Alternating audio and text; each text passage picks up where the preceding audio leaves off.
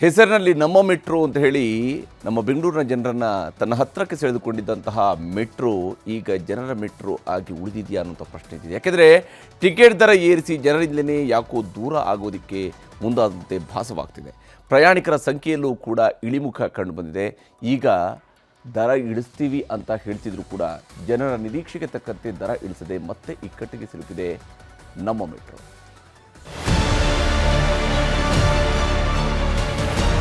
ತುಂಬ ಜನ ಯೂಸ್ ಮಾಡ್ತಾ ಇರೋದ್ರಿಂದ ಇಟ್ಸ್ ಎ ಕಂಪ್ಲೀಟ್ಲಿ ಬರ್ಡನ್ ಆಗಿದೆ. ಆ ಮೆಟ್ರೋ ತಗೊಂಡಿರೋದನ್ನ ಅಡ್ವಾಂಟೇಜ್ ಆಗಿ ತಗೊಂಡು government has done very wrong and we are not happy for it.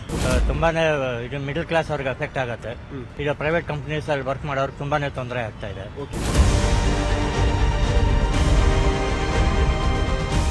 16 ವರ್ಷಗಳಿಂದ ಜನಸ್ನೇಹಿಯಾಗಿದ್ದ ನಮ್ಮ ಮೆಟ್ರೋ ಈಗ ಜನವಿರೋಧಿ ಹಣೆಪಟ್ಟಿ ಕಟ್ಕೊಂಡಿದೆ. ನಮ್ಮ ಮೆಟ್ರೋ ಪ್ರಯಾಣ ದರವನ್ನ ಬೇಕಾಬಿಟ್ಟಿ ಏರಿಕೆ ಮಾಡಿ ಜನಾಕ್ರೋಶಕ್ಕೂ ತುತ್ತಾಗಿದೆ. 15 ರೂಪಾಯಿ ಜಾಗದಲ್ಲಿ 28 ರೂಪಾಯಿ, 30 ರೂಪಾಯಿ ಜಾಗದಲ್ಲಿ 40 ರೂಪಾಯಿ, 50 ರೂಪಾಯಿ ಜಾಗದಲ್ಲಿ 90 ರೂಪಾಯಿ, ಕೆಲವು ಕಡೆ 100ರಷ್ಟು ಟಿಕೆಟ್ ದರ ಏರಿಸಿ ಜನರ ಸಿಟ್ಟಿಗೆ ಸಿಲುಕಿದೆ ನಮ್ಮ ಮೆಟ್ರೋ. ಜನನೂ ಈಗ ಮೆಟ್ರೋ ಸಹವಾಸನೇ ಸಾಕಂತಿದ್ದಾರೆ. ಯಾವ ಮಟ್ಟಿಗೆ ಅಂದ್ರೆ ಮೆಟ್ರೋ ಈಗ ಖಾಲಿ ಹೊಡಿತಿದ್ದು ಪ್ರಯಾಣಿಕರ ಸಂಖ್ಯೆ ಇಳಿಕೆಯಾಗಿದೆ. ಜನವರಿ 20, 2025ರಲ್ಲಿ 8,79,537 ಜನ ಪ್ರಯಾಣಿಸಿದ್ರು. ಜನವರಿ 27, 2025ರಂದು 9,09,756 ಜನ ಪ್ರಯಾಣಿಸಿದ್ರು. ಫೆಬ್ರವರಿ 10, 2025ರಂದು 8,28,149 ಜನ ಪ್ರಯಾಣಿಸಿದ್ರೆ ಬೆಲೆ ಏರಿಕೆ ಬಳಿಕ ಫೆಬ್ರವರಿ 11, 2025ರಂದು 7,78,774 ಜನ ಪ್ರಯಾಣಿಸಿದ್ದಾರೆ ಅಷ್ಟೇ.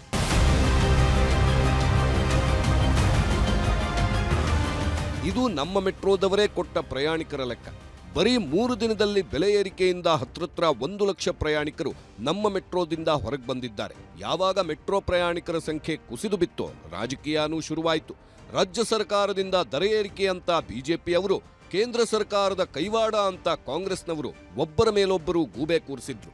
ರೈಲ್ವೆ ಸಚಿವರು ಮೆಟ್ರೋ ಯಾರಿಗೆ ಬರ್ತದೆ? ಅಶ್ವಿನ್ ವೈಷ್ಣವ್ ಬರ್ತಾರ? ಹೇಳಿ, ಅವರು ಕಡಿಮೆ ಮಾಡ್ತೀವಿ, ನಾವು ರಾಜ್ಯ ಸರ್ಕಾರ ಕಡಿಮೆ ಮಾಡ್ತೀವಿ ಅಂತಂದ್ರೆ ನಾವು ಕಡಿಮೆ ಮಾಡ್ತೀವಿ ಅಂತ ಹೇಳ್ಬೇಕು. ಮೆಟ್ರೋ ದರ ಏರಿಕೆಯಲ್ಲಿ ರಾಜ್ಯದ ಪಾತ್ರನೂ ಇದೆ, ಕೇಂದ್ರ ಸರ್ಕಾರದ ಪಾತ್ರನೂ ಇದೆ. ಇದು ಜನರಿಗೂ ಗೊತ್ತು. ಆದರೂ ರಾಜಕೀಯ ಹಗ್ಗಜಗ್ಗಾಟ ಮಾಡುತ್ತಿದ್ದಾರೆ ಹೊರತು ದರ ಇಳಿಸೋ ಬಗ್ಗೆ ಒಬ್ಬರೂ ಮಾತಾಡಲಿಲ್ಲ. ಬಟ್ ಸಿಎಂ ಸಿದ್ದರಾಮಯ್ಯನವರು ಕೇಂದ್ರದ ಜೊತೆ BMRCLನವರಿಗೂ ಪತ್ರ ಬರೆದು ದರ ಇಳಿಕೆಗೂ ಮನವಿ ಮಾಡಿದ್ರು. ಯಾವಾಗ ಸಿದ್ದರಾಮಯ್ಯನವರು ಪತ್ರ ಬರೆದ್ರು ಆಗ ತೇಪೆ ಹಚ್ಚೋಕೆ BMRCL ವ್ಯವಸ್ಥಾಪಕ ನಿರ್ದೇಶಕ ಮಹೇಶ್ವರ ರಾವ್ ಸುದ್ದಿಗೋಷ್ಠಿ ಮಾಡಿದ್ರು. MD ಸಾಹೇಬರು ದರ ಇಳಿಕೆ ಮಾಡ್ತಾರೆ ಅಂದುಕೊಂಡ್ರು. ಆದ್ರೆ ಜನರನ್ನ ಮೆಚ್ಚಿಸೋ ಥರ ದರ ಇಳಿಕೆ ಮಾಡಲಿಲ್ಲ. ನಮ್ಮ ಮೆಟ್ರೋ ಟಿಕೆಟ್ ದರ ಈಗ ಎಷ್ಟು ಏರಿಸಿದ್ದಾರೋ ಅದು ಯಥಾಸ್ಥಿತಿ ಇರುತ್ತೆ. ಕನಿಷ್ಠ 10 ರೂಪಾಯಿ ಟಿಕೆಟ್ ದರ ಇದ್ರೆ ಗರಿಷ್ಠ 90 ರೂಪಾಯಿ ಟಿಕೆಟ್ ದರ ಏರಿಸಿದ್ದು, ಇದರಲ್ಲಿ ಯಾವುದೇ ಬದಲಾವಣೆ ಇಲ್ಲ. ಆದ್ರೆ ಸ್ಟೇಜ್ ಹಂತದಲ್ಲಿ ಸಣ್ಣ ಪ್ರಮಾಣದ ದರ ಇಳಿಕೆಗೆ ನಿರ್ಧರಿಸಿದ್ದಾರೆ. ಅಂದ್ರೆ 90% 100ರಷ್ಟು ದರ ಏರಿಕೆ ಆಗಿದ್ರೆ 70%ಕ್ಕೆ ಇಳಿಕೆ ಮಾಡ್ತೀವಿ ಅಂದ್ರು. ಉದಾಹರಣೆಗೆ ಅಂದ್ರೆ 15 ರೂಪಾಯಿ ಜಾಗದಲ್ಲಿ 28 ರೂಪಾಯಿ ಆಗಿದ್ರೆ ಸ್ವಲ್ಪ ಪ್ರಮಾಣದಲ್ಲಿ ದರ ಇಳಿಕೆ ಆಗಲಿದೆ. 30 ರೂಪಾಯಿ ಜಾಗದಲ್ಲಿ 60 ರೂಪಾಯಿ ಆಗಿದ್ರೆ ಅಲ್ಲಿ ಸ್ವಲ್ಪ ದರ ಇಳಿಸ್ತಾರೆ. So what we will be able to do is wherever this kind of double jumping which has taken place, that is the things which will be able to correct. So automatically there will be a reduction in this kind of See, total our estimation which we told you was average our metro, we assume that the total fare increase, it will come down by, most probably it will come down by 1 stage to 50. 2010ರಿಂದ ನಮ್ಮ metro ಶುರುವಾಗಿದೆ. ಕಳೆದ 15 ವರ್ಷದಿಂದ ನಮ್ಮ metro ಕೋಟ್ಯಾಂತರ ಜನರಿಗೆ ವರದಾನವಾಗಿತ್ತು. ಈಗ ನಮ್ಮ metro ದರ ಏರಿಕೆ ಮಾಡಿ ಲಕ್ಷಾಂತರ ಪ್ರಯಾಣಿಕರನ್ನೇ ಕಳ್ಕೊಂಡಿದೆ. ಈಗ ದರ ಇಳಿಕೆಗೆ ಓಕೆ ಅಂದಿದ್ದಾರೆ. ಆದ್ರೆ ಎಷ್ಟು ದರ ಇಳಿಸ್ತಾರೆ, ಇದಕ್ಕೆ ಜನರ ರೆಸ್ಪಾನ್ಸ್ ಹೇಗಿರುತ್ತೆ ಅನ್ನೋದನ್ನ ಕಾದು ನೋಡಬೇಕು. Metro bureau, news 18 Bengaluru.